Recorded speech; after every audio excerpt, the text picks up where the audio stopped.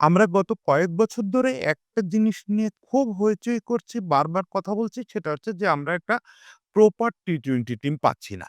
মাঝে মাঝে পাই মনে হচ্ছিল। কিন্তু এন্ড অফ দ্য ডে একটা টি-20 সেটআপ দাঁড়াচ্ছে না।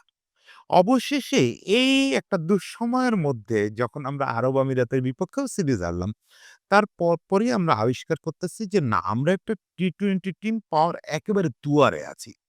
সেই জায়গাটায় আমি একটু বেশি বলবো আজকে আমাদের বোলিং এর কথাটা। যে আমরা সম্ভবত আমাদের হিস্ট্রির সবচেয়ে বৈচিত্র্যময় এবং সবচেয়ে সুন্দর টি-20 বোলিং সেটআপটা পেয়ে গেছি। এই জিনিসটা আমাদের আসলে একটা বড় প্রাপ্তি হচ্ছে। পুরো টিমের কথা যদি বলেন, তাহলে শুধু ৪ নাম্বার ব্যাটসম্যান ছাড়া আমরা একটা টি-20 টিম আসলে পেয়ে গেছি। ১ম এ একটু বোলিং অ্যাটাকটার কথা বলি। দেখেন আমাদের বোলিং অ্যাটাকটা এখন কত সুন্দর বৈচিত্র্যময়। দুপাশে আমাদের ২ জন 140 প্লাস বল করা ফাস্ট বোলার। একজন তানজিম সাকিব, একজন তাসকিন। কি অসাধারণ ব্যাপার! একজন এক্সপেরিয়েন্সড, একজন তরুণ। মানে ২ জন চাইলে বলকে দিয়ে ২ রকমভাবে কথা বলাইতে পারে। এবং ২ জনই 140 প্লাস বল করতে পারে। একটা অসাধারণ নতুন বলের বোলার। আবার নতুন বলে বল করার জন্য আমাদের একজন অফ স্পিনার আছে যে ওভার স্পিন করাতে পারে, সিমের উপরে স্পিন করাতে পারে। কি অসাধারণ ব্যাপার! সে নতুন বলেও বল করতে পারে। সে হচ্ছে শেখ মাহাদি। শেখ মাহাদি যেকোনো মুহূর্তে, যেকোনো সময় একেবারে ১ম ওভার থেকে শুরু করে ২০তম ওভার যেকোনো সময় বল করার জন্য উপযুক্ত টি-20 তে। ও হচ্ছে ভালো টি-20 বোলার আমি দেখি না, যদিও আজকে একটু পিটুনি খাইছে। ১ম দিকে আপনাদের মনে হতে পারে যে আজকের দিনে দাদা এটা কেমন কথা বলতেছে? আজকে তো ও সবচেয়ে খারাপ বোলার।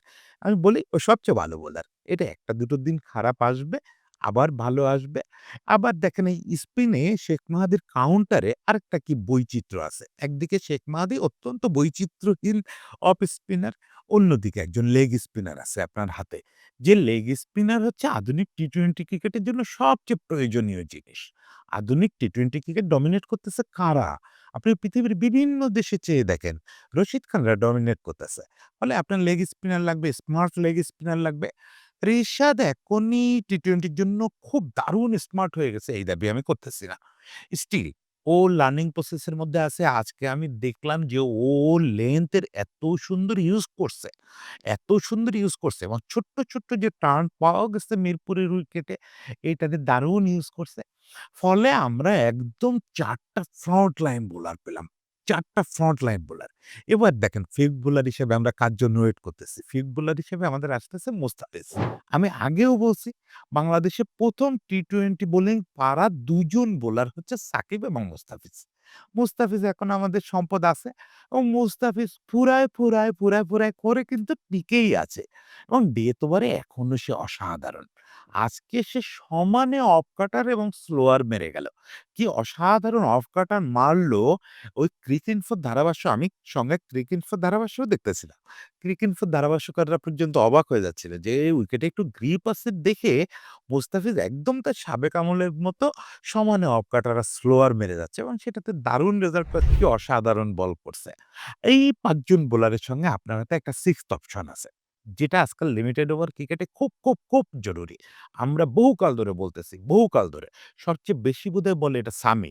যে লিমিটেড ওভার ক্রিকেটে আপনার যদি 6th বোলিং অপশন না থাকে, তাহলে আপনি শেষ। কারণ আপনার ফ্রন্ট লাইন ৫ বোলারের মধ্যে যেমন আজকে আমাদের মাহাদি খুব ভালো করতে পারে নাই। এরকম ১ টা ২ টো দিন তো আসবে যে আপনার ফ্রন্ট লাইন বোলারের মধ্যে যার উপরে সবচেয়ে ভরসা সে একজন একটু খারাপ করতেছে। ওকে, আপনার একদিন দারুণ 6th বোলার আছে যে চাইলে ৪ ওভার বল করে দিতে পারে, শামীম হোসেন পাটোয়ারি। মানে আমি বলতেছি এরা কেউ বেস্ট না। আমাদের ইতিহাসের এরা সবাই বেস্ট না। কিন্তু এই যে বৈচিত্র্য এবং সৌন্দর্য এবং effectiveness, এটা মিলে আমি এটা বলতে বাধ্য। আপনারা মানেন বা নাই মানেন, আমাদের হিস্ট্রিতে এত সুন্দর টি-20 সেটআপ আসে নাই। এত সুন্দর টি-20 বোলিং অ্যাটাক আসে নাই। এখন আসি আমাদের টিমটার কি অবস্থা? আমি কি জয়-পরাজয় নিয়ে বলব? আমরা ইতিমধ্যে ম্যাচ জিতে গেছি, তারপরে আমি এডিটোরিয়ালটা শুট করতে দাঁড়াইছি, কিন্তু আমার মনে হয় না যে জয়-পরাজয় নিয়ে বলার খুব একটা দরকার আছে। ব্যাটিং নিয়ে হয়তো আপনারা একটু বিরক্ত হতে পারেন। যাই হোক, ব্যাটিংটা ভালো হইছে। ব্যাটিংটা ভালো হইছে। বিশেষ করে ইমন এবং জাকের যেভাবে ব্যাট করছে, ওকে, এইটাই টি-20 র এই ধরনের উইকেটে ভালো ব্যাটিং। যে আমি সুযোগ পেলে মেরে দিব। হ্যাঁ, আমি আরেকটু স্ট্রাইক রোটেট আশা করছিলাম। এরকম উইকেটে যেখানে আপনার জন্য অনেক রান বসে নাই, যেটা আসলে 150, 160 উইকেট, সেখানে একটু স্ট্রাইক রোটেট করতে হয়।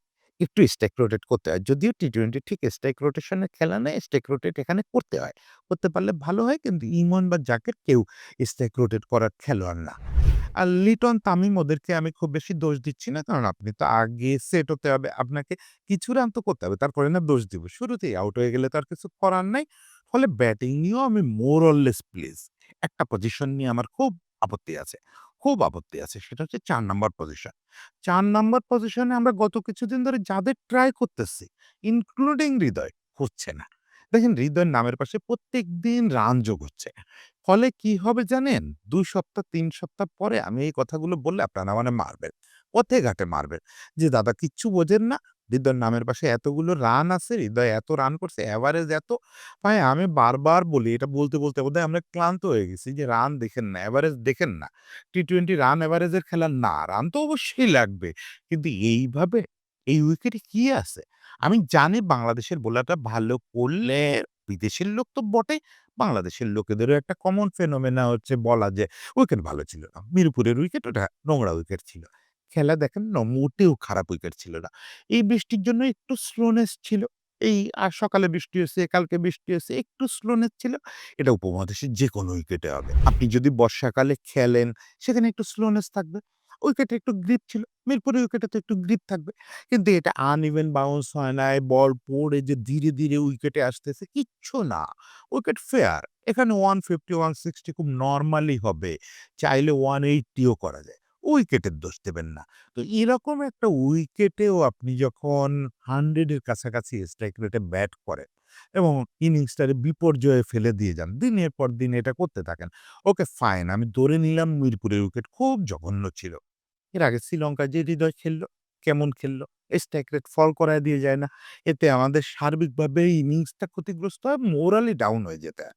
আমাদের এই টি-টোয়েন্টি খেলাটাই তো মোরালি সবাই উজ্জীবিত থাকার খেলা, সবাই মিলে বুকে সাহস প্রকাশ করার খেলা। সেই জিনিসটা একজন ৪ নাম্বার ব্যাটসম্যান, আগে কদিন আগে শান্ত ওই জায়গায় ব্যাট করে গেছে, ওই একই সিনারিও করে গেছে। এখন হৃদয় এসে করতেছে। এরা যদি কেতাবি ব্যাটিং করে টি-টোয়েন্টিতে এসে, আমি খুবই দুঃখের সঙ্গে বলব, যত রান করুক, যদি সেঞ্চুরিও করে, প্লিজ বিকল্প ভাবেন। প্লিজ বিকল্প ভাবেন। অনেক রকম বিকল্প আমাদের হাতে আছে। এই যে নাইম রে ট্রাই করতেছেন, সাইফ রে ট্রাই করেন। যারা নতুন বল খেলে, আবারও সাকিবের কথা মনে করায় দিই, টি-টোয়েন্টি তে টপ অর্ডার, মিডল অর্ডার বলে কিছু নাই। ওরা নতুন বল খেলতে পারে, ফলে ওরা অনায়াসে ৪ নাম্বারে ব্যাট করতে পারবে। এটা জাস্ট অ্যাডজাস্টের একটু ব্যাপার। অ্যাডজাস্ট করে নিতে পারবে। সাইফ দুর্দান্ত ফিল্ডার, পার্ট টাইম বোলার, আরেকটা শামীমের মতো কার্যকর বোলার হবে। সাইফরে ৪ নাম্বারে ট্রাই করেন। না হলে আমাদের অঙ্কন আছে। আমাদের ঘরোয়া সার্কিটে তো একেবারে না থাকা না ৪ নম্বরে খেলার মতো ব্যাটসম্যান। ফলে ৪ নম্বরটা একটু বিবেচনা করতে হবে। হৃদয়কে দিয়ে হবে না। আজকে জয়ের দিনে কোনোভাবে খারাপ কথা বলব না, এবং হৃদয় আমার খুব পছন্দের ব্যাটসম্যান। হৃদয় ওয়ানডে টেস্টে আমি আশা করি, স্বপ্ন দেখি যে একদিন সে আসলে মুশফিকের জায়গাটা নেবে। এরকম একটা স্বপ্ন আমার ভেতরে আছে যে ওয়ানডে এবং টেস্টে হৃদয় আমাদের মুশফিকের জায়গাটা নেবে। ওই ডিপেন্ডেবল জায়গাটা নেবে। কিন্তু টি-টোয়েন্টি না। প্লিজ টি-টোয়েন্টি না। যাই হোক, হৃদয়ের নিন্দা বা কারো নিন্দামন্দ আজকে করার দিন না। আজকের এডিটোরিয়াল আনন্দের দিন। শুরু থেকে বারবার বলতেছি যে আনন্দের কথা একদম বলা হয় না। শুধু এডিটোরিয়াল মানেই কেমন যেন খোঁচাখুচি, এডিটোরিয়াল মানেই কেমন যেন নিন্দা। এই লাইনে তো আমরা চলতে চাই না। আমরা তো একটু সবাই প্রশংসা করব, আনন্দ করব। এটাই তো লাইন হওয়া উচিত। আজকে আনন্দের দিন। আমরা পাকিস্তানের বিপক্ষে টি-টোয়েন্টিতে ১ম ম্যাচেই জয় পেলাম। শ্রীলঙ্কার সিরিজ হারায় আসলাম। এখন জাস্ট পরের ম্যাচটা জিতে পাকিস্তানের বিপক্ষে সিরিজটা নিশ্চিত করতে হবে। তারপরে ৩-০ হোক না। সেটা হলে একটা মহা আনন্দ করে এডিটোরিয়াল করব। সেই দিনের অপেক্ষায় থাকলাম। সে পর্যন্ত সবাইকে শুভেচ্ছা, সবাই ভালো থাকবেন।